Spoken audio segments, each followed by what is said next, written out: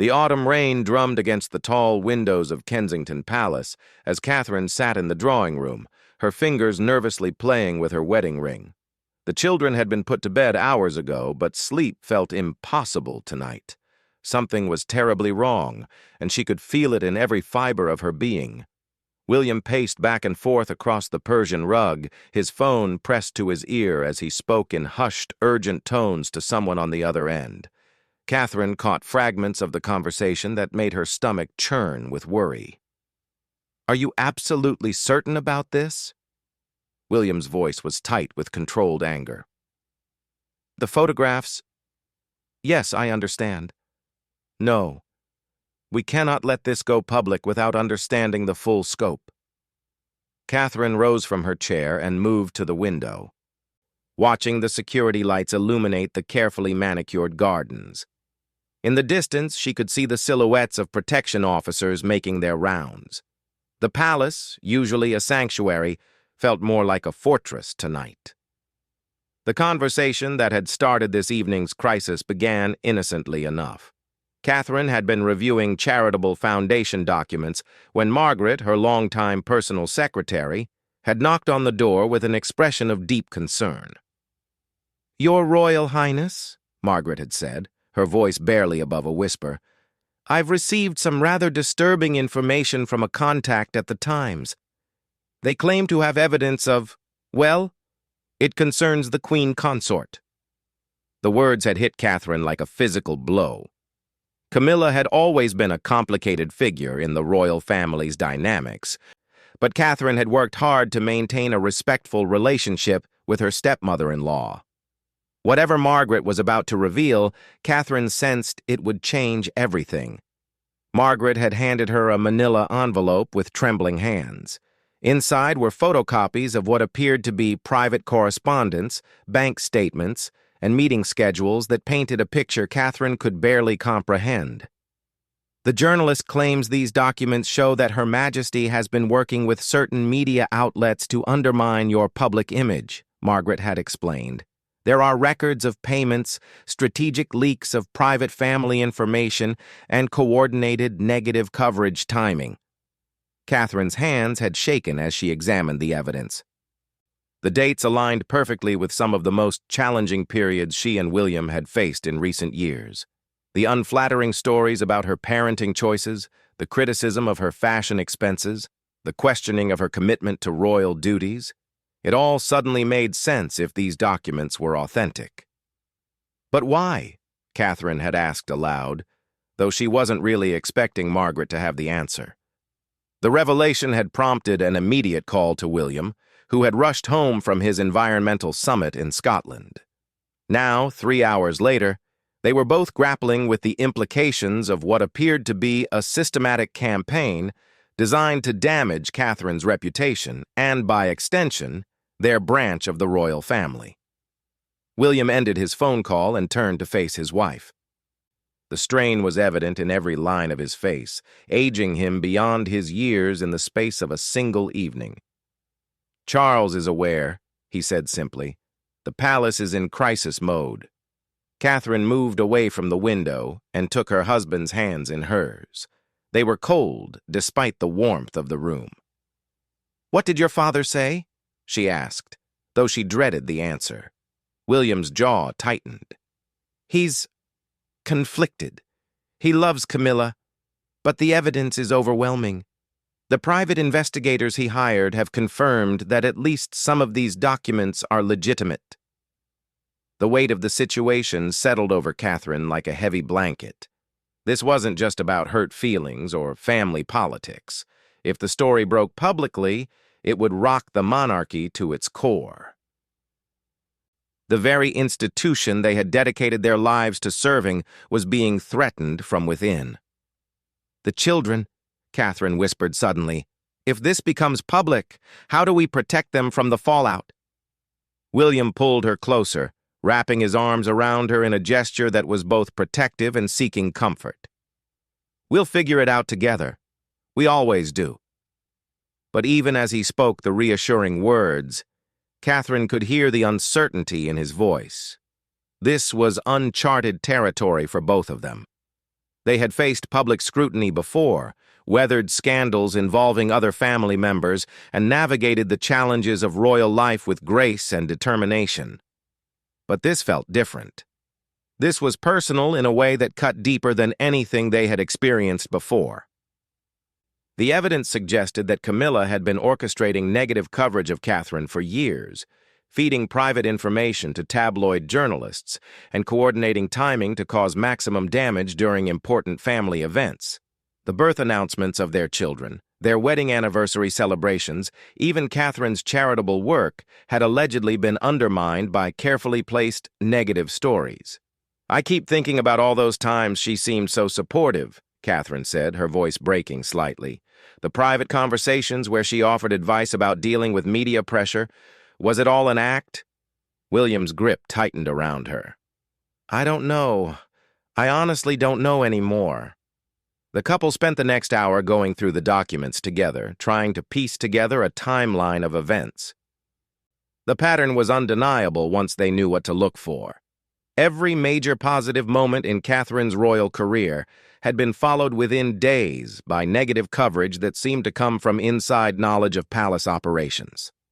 The most damaging evidence was a series of emails between Camilla and a prominent tabloid editor discussing management of public perception regarding the Wales family.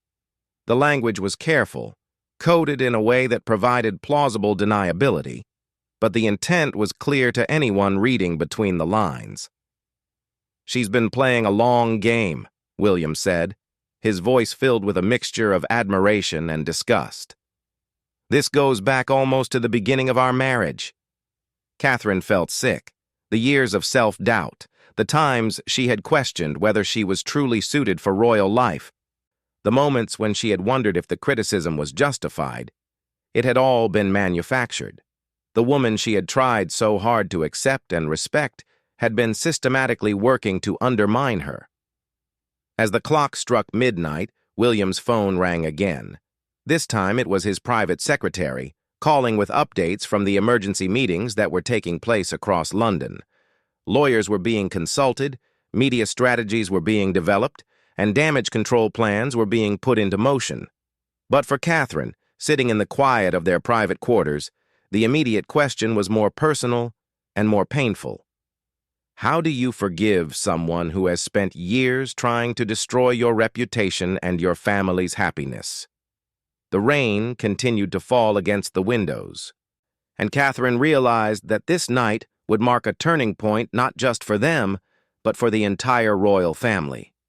The conspiracy had been revealed, but the real challenges were just beginning. William finished his call and sat down beside her on the sofa, taking her hand in his. Neither of them spoke for several minutes, both lost in thoughts about what the morning would bring. Finally, Catherine broke the silence. "Whatever happens next, we face it together." William squeezed her hand and nodded. "Together," he agreed. "Always." Outside, the security lights continued their steady sweep of the grounds, and inside the palace, a family began to prepare for the most difficult crisis they had ever faced. The conspiracy was no longer hidden in the shadows, but bringing it into the light would require courage, unity, and strength that Catherine wasn't sure she possessed. But she wouldn't have to find out alone. William was beside her, and together they would navigate whatever storm was coming their way. The morning sun filtered through the heavy curtains of Clarence House as King Charles sat alone in his study. The damning documents spread across his mahogany desk like pieces of a puzzle he wished he could unsee. The man who had waited decades to become king now faced a crisis that threatened to tear apart everything he held dear. Camilla had left early for what she claimed was a charity breakfast, but Charles suspected she knew the walls were closing in. Her behavior over the past few days had been different, more distant, more defensive when asked about her schedule or meetings. Now, he understood why. The knock on his door came at precisely 9 o'clock. His private secretary entered, followed by William and Catherine. The young couple looked exhausted, their faces bearing the weight of the previous night's revelations. Charles rose from his chair, unsure how to greet his son and daughter-in-law under these circumstances. "Father," William said simply, his voice carefully controlled. "Please, sit down," Charles replied, gesturing to the chairs arranged in front of his desk. "I've spent the night reviewing everything our investigators have uncovered. I'm afraid the situation is even worse than we initially thought." Catherine sat rigidly in her chair, her hands clasped tightly in her lap. The woman who usually brought warmth and lightness to family gatherings seemed diminished, as if the weight of betrayal had physically affected her. "How long have you known?" she asked quietly, her eyes never leaving Charles's face. The question hung in the air like an accusation. Charles removed his glasses and rubbed his eyes wearily. "I suspected something was amiss about 6 months ago," he admitted. "There were inconsistencies in how certain information was being leaked to the press, stories that could only have come from someone with intimate knowledge of palace operations. But I never imagined—" His voice trailed off. William leaned forward in his chair. "Never imagined that your wife was systematically sabotaging your son's family?" The words were harsh, but not untrue. Charles flinched as if struck. "The investigators have traced bank transfers," Charles continued, his voice heavy with reluctance. "Payments to 3 different tabloid journalists over the past 4 years. The amounts weren't large enough to trigger automatic flags, but the pattern is clear." Catherine finally spoke again, her voice barely above a whisper. "What was I supposed to have done wrong?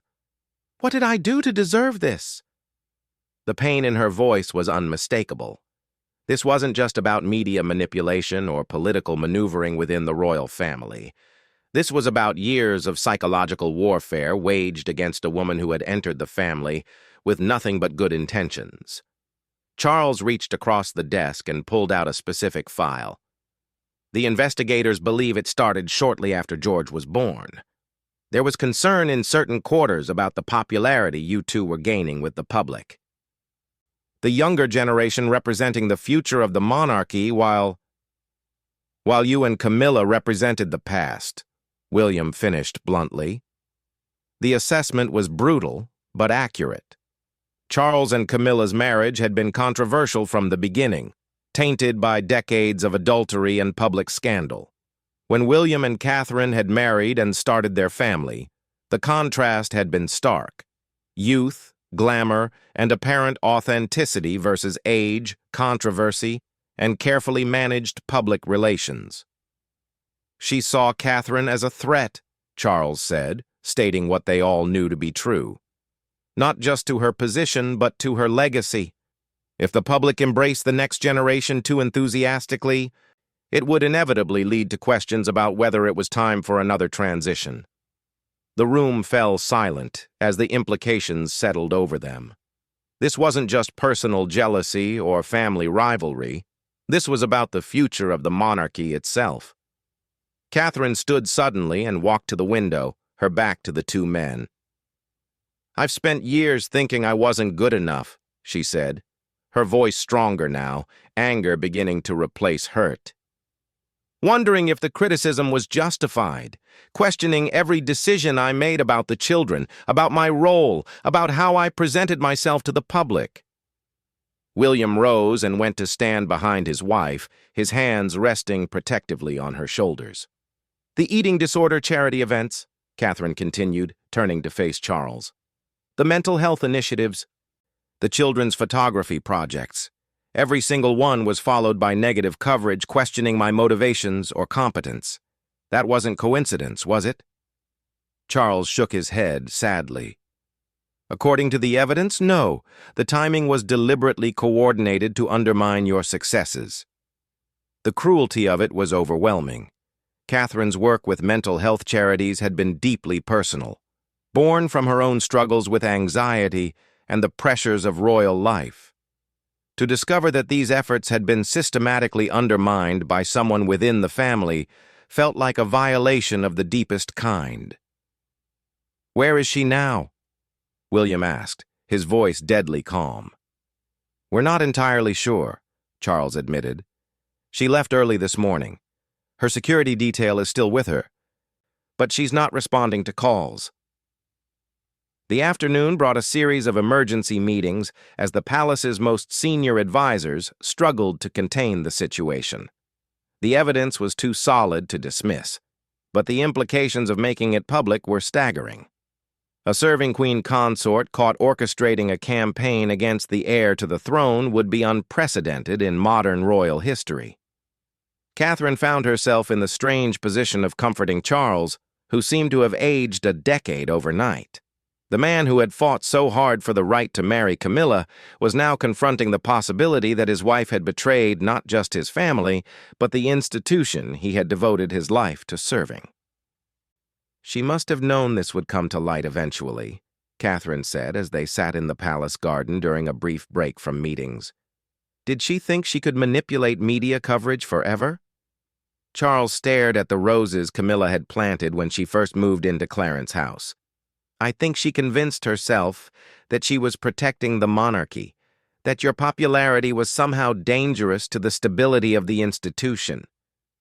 "But that's insane," William interjected. "The monarchy's future depends on public support. Catherine's work has strengthened that support immeasurably." "Logic and fear don't always align," Charles replied quietly. As evening approached, Camilla finally returned to Clarence's house. Catherine and William were in the drawing room when she arrived, and they could hear the raised voices from Charles's study even through the closed doors. The confrontation had begun. Catherine sat perfectly still, listening to the muffled sounds of what was clearly an intense argument. Part of her wanted to storm into that room and demand answers directly from the woman who had spent years undermining her. But another part of her simply felt exhausted by the emotional toll of the day. "Whatever happens next," William said, echoing his words from the night before, "we're going to come out of this stronger." Catherine looked at her husband, seeing the determination in his eyes. He was right. They had survived this long by supporting each other and staying true to their values. This crisis, as painful as it was, wouldn't change that. The voices from the study suddenly stopped. In the silence that followed, Catherine and William exchanged glances, both wondering what resolution, if any, had been reached. When Charles emerged 20 minutes later, his face was grim but resolute. Behind him, Camilla appeared in the doorway, her usually immaculate appearance disheveled, her eyes red from crying. "We need to talk," Charles said simply. The confrontation that followed would determine not just the fate of their family relationships, but the future direction of the British monarchy itself. The conspiracy had been exposed, but the real reckoning was just beginning.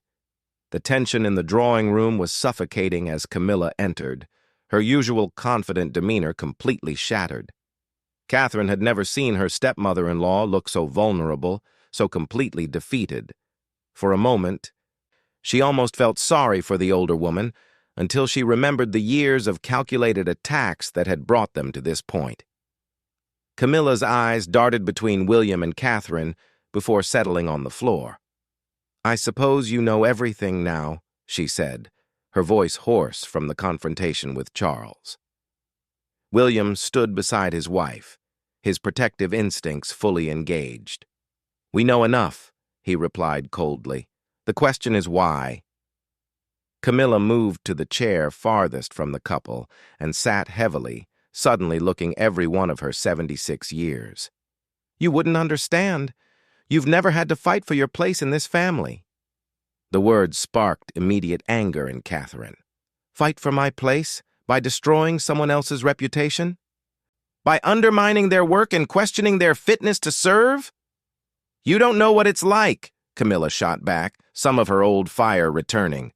"To be constantly compared, constantly measured against Diana's memory. And then you arrived, young and beautiful and perfect, and the public fell in love with you instantly."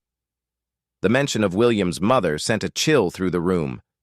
Charles, who had been standing silently by the window, turned sharply. "Diana has been gone for over 25 years, Camilla. This was never about her." "Wasn't it?" Camilla's voice rose. Every time Catherine appeared at an event, the newspapers would make comparisons. Every time she wore something elegant, they would reference Diana's style. Every time she interacted with the children, they would talk about what a natural mother she was. Unlike... She didn't finish the sentence, but everyone in the room understood the implication. Camilla's relationship with her own children had always been more distant, more formal.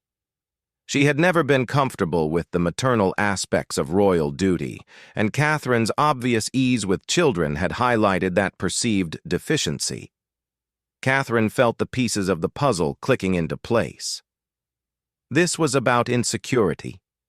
You were afraid that I would make you look bad by comparison. Camilla's silence was answer enough. William shook his head in disgust. So you decided to tear down someone who had never done anything to hurt you. Someone who tried to welcome you into the family despite all the history. The history he referenced was complex and painful. Diana's death had cast a long shadow over the royal family, and William had struggled for years to accept his father's relationship with the woman who had been his mother's rival. Catherine had worked hard to build bridges, to help heal old wounds, believing that family unity was essential for the monarchy's future. I never meant for it to go so far, Camilla said quietly. It started small. A comment here, a suggestion there about how certain stories might be, refined for public consumption. But then the journalists came back wanting more, and You got addicted to the power, Catherine finished. The power to control how I was perceived by the public. Charles moved away from the window and sat down heavily.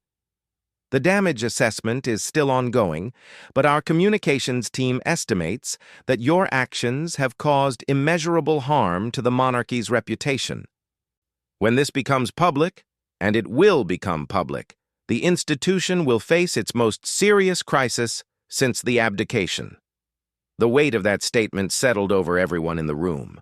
The monarchy had survived world wars, political upheavals, and personal scandals, but this was different. This was betrayal from within the very heart of the institution. What happens now? Catherine asked, though she dreaded the answer. Charles looked at his wife, and Catherine could see the pain in his eyes. Whatever love he had felt for Camilla was being tested by this ultimate betrayal. Camilla has agreed to step back from all public duties effective immediately, he said. She will not attend any official functions, will not represent the crown in any capacity, and will not participate in any media activities. It was essentially exile disguised as voluntary withdrawal. Camilla would retain her title, but lose everything that made it meaningful. And the media coverage? William asked. We're working with editors to minimize the damage, Charles replied. But there are limits to what we can contain. The story is too big, involves too many people. Some version of it will become public within days. Catherine stood and walked to the mantelpiece, studying a photograph of the family taken just months earlier at Trooping the Color. Everyone looked happy, united, committed to their shared mission of service. It felt like looking at artifacts from a different era. I want a public apology, she said suddenly, turning to face Camilla. Not for the media, not for damage control. I want you to look me in the eye and acknowledge what you've done to me and my family. Camilla raised her head for the first time since entering the room. Tears were streaming down her face, but she managed to hold Catherine's gaze. I'm sorry, she whispered. I'm sorry for the years of doubt I caused you. I'm sorry for undermining your work when you were trying to serve the country. I'm sorry for the damage I've done to your children's future. And I'm sorry for betraying the trust that Charles placed in me. The apology felt hollow given the scope of the betrayal, but Catherine could see that it was genuine. Camilla wasn't apologizing because she'd been caught. She was apologizing because she finally understood the full extent of what she had done. William stepped forward, his voice firm but not unkind. Sorry isn't enough to repair the damage, but it's a start. The conversation that followed was practical and painful. Arrangements needed to be made for Camilla's withdrawal from public life. Staff would need to be informed and reassigned. The palace's communication strategy would need to be completely overhauled to manage the inevitable media storm. But for Catherine, the most important outcome was the validation of her instincts. Years of self-doubt melted away as she finally understood that the criticism and negativity hadn't been her fault. She hadn't been inadequate or unsuited for royal life. She had been systematically undermined by someone who saw her success as a threat.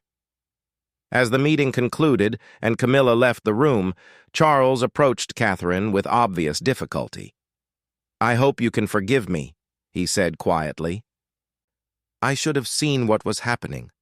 I should have protected you better." Catherine studied her father-in-law's face, seeing genuine remorse and pain.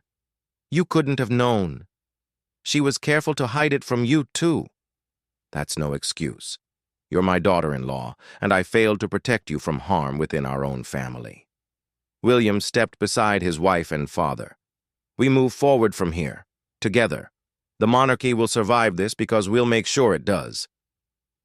The drive back to Kensington Palace was quiet. Both William and Catherine lost in their own thoughts. The revelations of the past 24 hours had fundamentally changed their understanding of their roles within the royal family, but in some ways, it had also clarified their path forward. "Do you regret it?" William asked as they pulled through the palace gates. "Marrying into all of this chaos?" Catherine considered the question seriously. The past few years had been more difficult than she had ever imagined when she'd said yes to his proposal. The pressures, the scrutiny, the constant balancing act between public duty and private life. It had all been magnified by Camilla's campaign against her. But looking at William, thinking about their children, remembering the genuine good they had been able to accomplish through their royal platform, the answer was clear. "Never," she said firmly. "This is where I belong. This is what we're meant to do together." Later that evening, as they tucked their children into bed, Catherine felt a sense of peace she hadn't experienced in years. The conspiracy that had shadowed their marriage was finally exposed. The doubt and self-recrimination that had plagued her were lifting. Most importantly, she and William had faced this crisis together, their partnership strengthened rather than weakened by adversity. The challenges ahead would be significant. Public trust would need to be rebuilt. The monarchy's reputation would require careful rehabilitation. Camilla's exile would create its own complications and questions.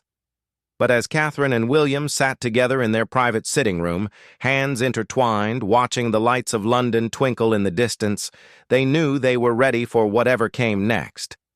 The conspiracy had been revealed, the truth had been exposed, and they had emerged stronger than ever. The future of the monarchy rested in their hands now, and Catherine finally felt worthy of that trust.